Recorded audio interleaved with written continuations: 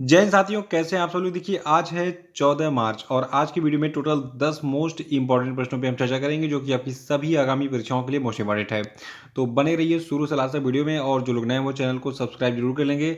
साथ में bell icon जरूर प्रेस कर दीजिएगा ताकि आने वाले वीडियोज़ के सभी नोटिफिकेशन आपको ऑटोमेटिक मिलते रहें, और वीडियो को लाइक और शेयर भी कर दीजिएगा। और देखिए, अगर आप जो है करंट अफेयर की अपडेट मोबाइल एप्लीकेशन से बनाना चाहते हैं तो डिस्क्रिप्शन बॉक्स में इसकी लिंक दी गई है हमारे मोबाइल एप्लीकेशन की, जहाँ पे 1 मिलियन से अधिक लोग जो है डेली पढ़ाई करते हैं, तो आप इसको डाउनलोड कर सकते हैं। तो चलिए शुरू करते हैं आज के सेशन को। देखिए, आज का पहला प्रश्न है कि किस राज्य की सरकार ने मुख्यमंत्री चार श्रमिक कल्याण प्रकल्प योजना को शुरू किया है।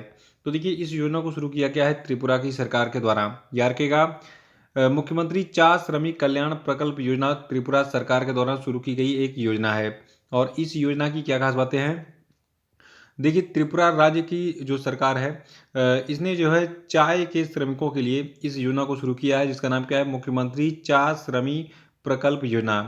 देखिए, बहुत जगह चाय को चा बोलते हैं और बहुत जगह क्या कहते हैं, भैया तन चाय पिलादा, ठीक है। तो कहीं चा बोलते हैं, कहीं चाय बोलते हैं, कहीं टी बोलते हैं और कहीं पे चा बोलते हैं। तो चा का मतलब चाय से है। मुख्यमंत्री चाय श्रमिक प्रकल्प योजना कहाँ की है, त्रिपुरा की योजना है। और देखिए, इस योजना के लिए कुल 85 करोड़ रुपए आवंटित किए गए हैं, जिससे कुल 7,000 चाय बागान श्रमिकों को जो है लाभ पहुंचाया जाएगा। देखिए, जो त्रिपुरा की सरकार है इसके अनुसार जो 7,000 चाय बागान हैं, कहाँ पे, त्रिपुरा में, ठीक है। तो उनमें 75% महिलाएं ऐसी हैं जो इस चाय बागान में काम करती हैं। और देखिए, ये सभी जो है 54 चाय बागानों और 21 चाय प्रसंस्करण कारखानों के माध्यम से लगभग 90 लाख किलोग्राम चाय का उत्पादन करती हैं, ये 75% महिलाएं।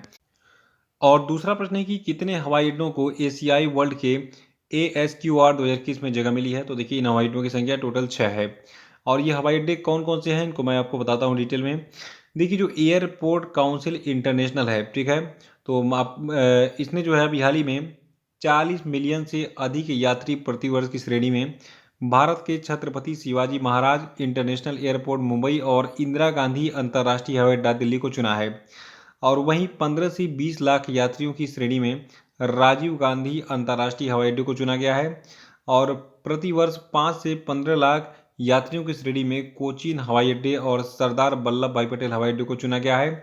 और प्रति वर्ष 2 से 5 लाख यात्रियों के लिए जो है श्रेणी में जो है चंडीगढ़ एयरपोर्ट को चुना गया है। और अगला प्रश्न है कि साल 2022 के लिए यूएस अंतर्राष्ट्रीय महिला साहस पुरस्कार से किसे सम्मानित किया गया। तो देखिए, ये महिला आपकी हैं रिजवाना हसन।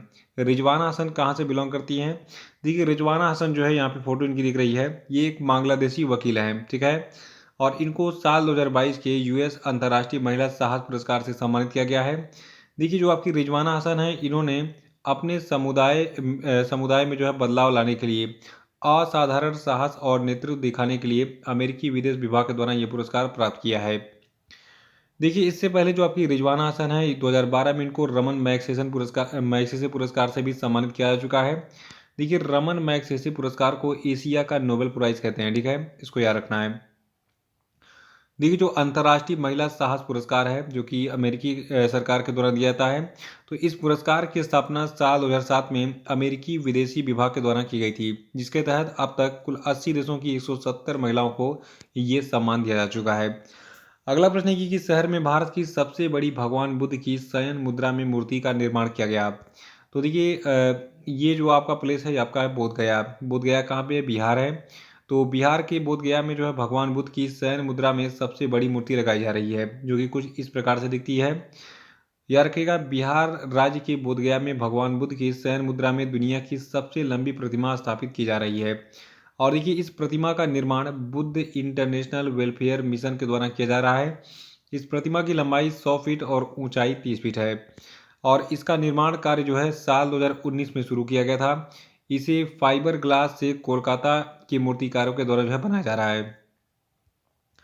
अगला है कि किसने साल 2022 में विश्वकर्मा राष्ट्रीय पुरस्कार और राष्ट्रीय सुरक्षा पुरस्कार दिए। तो देखिए, अभी हाल ही में जो केंद्रीय मंत्री भूपेंद्र यादव हैं, इनके द्वारा 2022 में विश्वकर्मा राष्ट्रीय पुरस्कार और राष्ट्रीय सुरक्षा पुरस्कार दिए गए हैं, ठीक है। और इस पुरस्कार के बारे में आपको बता दूं। देखिए, जो आपके भूपेंद्र यादव हैं, सबसे पहले जान लीजिए कि ये केंद्रीय श्रम और रोजगार, पर्यावरण, वन और जलवायु परिवर्तन मंत्री हैं। और इन्होंने अभी हाल ही में ये विश्वकर्मा राष्ट्रीय पुरस्कार और राष्ट्रीय सुरक्षा पुरस्कार वितरित किए हैं। और वर्ष 2018 के लिए विश्वकर्मा राष्ट्रीय पुरस्कार कुल 96 लोगों को दिया गया है, जबकि राष्ट्रीय सुरक्षा पुरस्कार कुल 141 लोगों को दिया गया है। और देखिए यहीं साल 2017, 2018, 2019 और 2020 के लिए कुल 144 पुरस्कार दिए गए हैं, जिस पर 72 विजेता पुरस्कार और 72 रनअप पुरस्कार शामिल हैं। अगला प्रश्न है कि सेबी ने यूपीआई के माध्यम से सार्वजनिक ऋण निवेश की सीमा कितने लाख रुपए तय की है। तो देखिए सेबी यानी कि जो आपका security and exchange board of India है, इसने जो है यूपीआई के माध्यम से सार्वजनिक ऋण निवेश की सीमा को जो है 5 लाख रुपए तय किया है। देखिए जो भारतीय प्रतिभूति विनिमय बोर्ड है, ठीक है, इसने सार्वभौमिक भुगतान इंटरफेस, जिसको आप यूपीआई कहते हैं यानी कि यूनिफाइड पेमेंट इंटरफेस कहते हैं, इसके माध्यम से खुदरा निवेशकों के लिए निवेश सीमा को 5 लाख रुपए तक कर दिया है।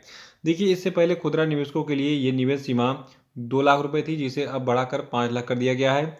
ये नई निवेश सीमा 1 मई 2022 से लागू हो जाएगी। और देखिए जो निवेशक होंगे ये प्रति आवेदन मूल्य में जो है 5 लाख रुपए तक के पैसे को ब्लॉक करने के लिए विधि का उपयोग कर सकते हैं। अगला प्रश्न है कि freedom in the world 2022 the global expansion of authoritarian rules में भारत जो है साल 2022 में किस स्थान पर रहा। तो देखिए भारत इस इंडेक्स में 66वें स्थान पर था।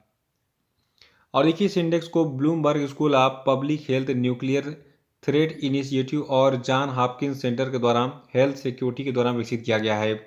और ये जो इंडेक्स है ये कुल 195 देशों पे बेस्ड है, जिसमें भारत ने 42.8 समग्र सूचकांक को हासिल करके 66वां स्थान हासिल किया है, जबकि संयुक्त राज्य अमेरिका ने 75.9 समग्र सूचकांक स्कोर हासिल करके पहला स्थान पाया है।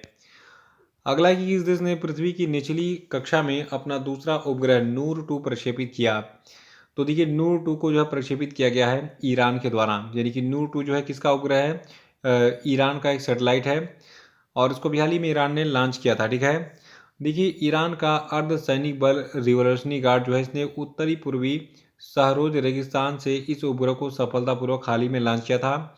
देखिए नूर 2 उपग्रह को पृथ्वी की सतह से 500 किलोमीटर ऊपर निचली कक्षा में उपग्रह प्रक्षेपण यान से पहुंचाया गया हाल ही में। देखिए जो ईरान का रिवोल्यूशनरी गार्ड है, इसने साल 2020 में जो पहला नूर उपग्रह है इसको लॉन्च किया था और इसी का ये दूसरा संस्करण है, ठीक है, जिसको अभी हाल ही में लॉन्च किया गया है। अगला है कि किस देश ने टोही उपग्रह प्रणाली का सफल परीक्षण किया। तो देखिए ये देश आपका उत्तर कोरिया है, इसने अभी हाल ही में टोही उपग्रह प्रणाली का सफल परीक्षण किया था।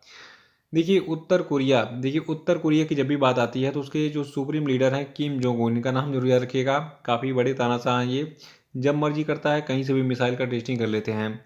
तो उत्तर कोरिया देश ने जो है 6 मार्च को सियोल के टोही उपग्रह का सफलतापूर्वक परीक्षण किया था, जिसके बाद अब उत्तर कोरिया समुद्र में पनडुब्बियों को आसानी से खोज सकेगा।